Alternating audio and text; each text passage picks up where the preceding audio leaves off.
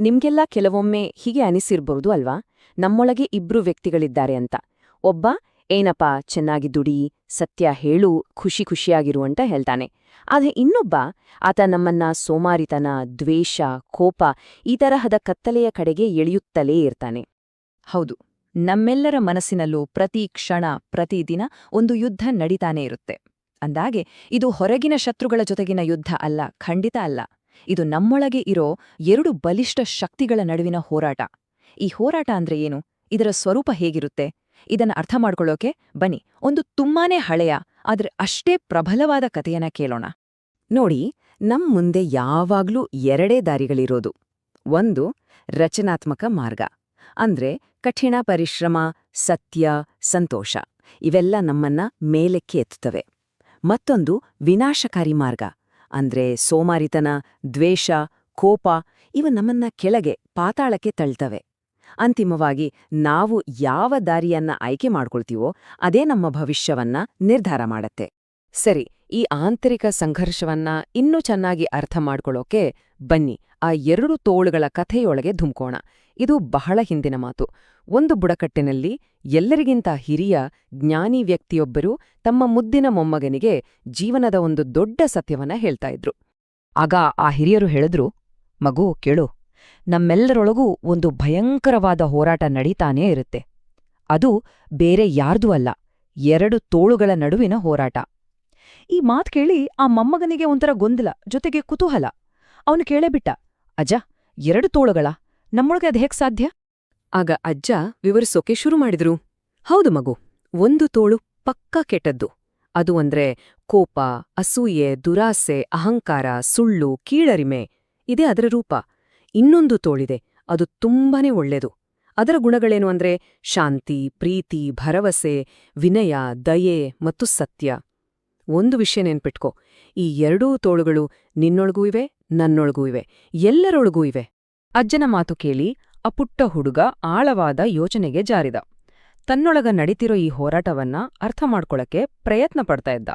ಸ್ವಲ್ಪ ಹೊತ್ತು ಸುಮ್ಮನೆ ಇದ್ದು ತನ್ನ ಅಜ್ಜನ ಬಳಿ ಒಂದು ಪ್ರಶ್ನೆ ಕೇಳಿದ.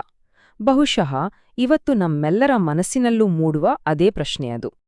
ಅವನು ತುಂಬಾನೇ ಮುಗ್ಧತೆಯಿಂದ ಕೇಳಿದ, ಅಜ್ಜ, ಈ ಎರಡೂ ತೋಳುಗಳು ಹೀಗೆ ಯಾವಾಗ್ಲೂ ಜಗಳವಾಡುತ್ತಿದ್ರೆ ಕೊನೆಗೆ ಯಾರು ಗೆಲ್ತಾರೆ? ನೋಡಿ, ಈ ಒಂದು ಪ್ರಶ್ನೆಯೇ ಇಡೀ ಕಥೆಯ ತಿರುಳು. ಇದು ನಮ್ಮ ಜೀವನದ ಆಯ್ಕೆಗಳ ಬಗ್ಗೆ ತುಂಬಾನೇ ಮುಖ್ಯವಾದ ಒಂದು ವಿಷಯವನ್ನ ನಮ್ಗೆ ಹೇಳುತ್ತೆ. ಅದಕ್ಕೆ ಆ ಹಿರಿಯರು ಒಂದು ಸಣ್ಣ ನಗುನಕ್ಕೂ ಕೇವಲ ಒಂದೇ ಸಾಲಿನಲ್ಲಿ ಉತ್ತರ ಕೊಟ್ರು. ಆ ಉತ್ತರ ಇಡೀ ಕಥೆಯ ದಿಕ್ಕನೇ ಬದಲಿಸ್ಬಿಡ್ತು. ಅವ್ರು ಹೇಳಿದ್ದಿಷ್ಟೇ, ಮಗು, ಯಾವ ತೋಳಕ್ಕೆ ನೀನು ಆಹಾರ ಕೊಡ್ತೀಯೋ ಅದೇ ಗೆಲ್ಲೋದು. ಈ ಒಂದು ಮಾತು ನಮ್ಮ ಹಣೆಬರಹಕ್ಕಿಂತ ನಮ್ಮ ಆಯ್ಕೆಯ ಶಕ್ತಿಯೇ ಎಷ್ಟು ದೊಡ್ಡದು ಅಂತ ನಮ್ಗೆಲ್ಲ ತೋರ್ಸ್ಕೊಡುತ್ತೆ. ನೋಡಿದ್ರಾ, ಈ ಚಿಕ್ಕ ಕಥೆಯಲ್ಲೇ ಯಶಸ್ಸು ಮತ್ತು ವೈಫಲ್ಯದ ಅತಿ ದೊಡ್ಡ ರಹಸ್ಯ ಅಡಗಿದೆ. ಸರಿ, ಹಾಗಾದ್ರೆ ಈ ತೋಳಗೆ ಆಹಾರ ಕೊಡೋದು ಅಂದ್ರೆ ನಿಜವಾಗ್ಲೂ ಏನು? ಆ ಅಜ್ಜನ ಮಾತಿನ ಆಳವಾದ ಅರ್ಥವನ್ನ ಈಗ ಸ್ವಲ್ಪ ಬಿಡಿಸಿ ನೋಡಂಗ ಬನ್ನಿ. ತೋಳಕ್ಕೆ ಆಹಾರ ಕೊಡೋದು ಅಂದ್ರೆ ತುಂಬಾನೇ ಸಿಂಪಲ್. ನಾವು ನಮ್ಮ ಸಮಯ, ನಮ್ಮ ಗಮನ, ನಮ್ಮ ಶಕ್ತಿಯನ್ನ ಯಾವ್ದಕ್ಕೆ ಕೊಡ್ತೀವಿ ಅನ್ನೋದೇ ಲೆಕ್ಕ. ಒಂದು ಉದಾಹರಣೆ ತಗೊಳ್ಳಿ. ನಾವು ಸೋಷಿಯಲ್ ಮೀಡಿಯಾದಲ್ಲಿ ಬೇರೆಯವರನ್ನ ದ್ವೇಷಿಸೋ ಕಾಮೆಂಟ್ಗಳನ್ನೇ ಓದ್ತಾ ಕೂತ್ರೆ ಅದರರ್ಥ ನಾವು ಆ ಕೆಟ್ಟ ತೋಳಿಗೆ ಊಟ ಹಾಕ್ತಾ ಇದೀವಿ ಅಂತ. ಅದೇ ಏನಾದ್ರೂ ಹೊಸ್ತನ ಕಲಿಯೋಕೆ ಸಮಯ ಕೊಟ್ರೆ ಆಗ ನಾವು ಆ ಒಳ್ಳೆಯ ತೋಳುವನ್ನ ಬಲ ಮಾಡ್ತಾ ಇದೀವಿ ಅಂತ ಅರ್ಥ. ಹಾಗಾದ್ರೆ ಈ ಒಳ್ಳೆಯ ತೋಳವನ್ನ ಬಲಪಡಿಸೋದು ಹೇಗೆ? ಮೂರೇ ಸರಳ ಸ್ಟೆಪ್ಸ್ ಇವೆ. ಮೊದಲನೇದು, ಪ್ರತಿ ಕ್ಷಣ ನಮ್ಮ ಕೈಯಲ್ಲಿ ಒಂದು ಆಯ್ಕೆ ಇದೆ ಅನ್ನೋದನ್ನ ಮೊದಲು ನಾವು ಒಪ್ಕೊಳ್ಬೇಕು. ಎರಡನೇದು, ನಮ್ಮ ಗಮನವನ್ನ ನಾವೇ ಆಯ್ಕೆ ಮಾಡ್ಕೊಳ್ಬೇಕು. ಅಂದ್ರೆ ಕೋಪ ಬಂದಾಗ ಬೇಡ, ನಾನು ಶಾಂತವಾಗಿರ್ತೀನಿ ಅಂತ ನಮಗೆ ನಾವೇ ಹೇಳ್ಕೊಳ್ಬೇಕು. ಸೋಮಾರಿತನ ಬಂದಾಗ ಇಲ್ಲ, ನಾನು ಈ ಕೆಲ್ಸ ಮುಗಿಸ್ಲೇಬೇಕು ಅಂತ ಶಿಸ್ತನ್ನ ಆಯ್ಕೆ ಮಾಡ್ಕೊಳ್ಬೇಕು. ಇನ್ನು ಮೂರನೇದು ಮತ್ತು ಅತಿ ಮುಖ್ಯವಾದದ್ದು, ಇದೇನು ಒಂದು ದಿನದ ಆಟವಲ್ಲ, ಇದು ನಿರಂತರವಾದ ಅಭ್ಯಾಸ. ಪ್ರತಿದಿನ, ಪ್ರತಿ ಕ್ಷಣ ನಾನು ಈ ಆಯ್ಕೆಯನ್ನ ಮಾಡ್ತಾನೇ ಇರಬೇಕು.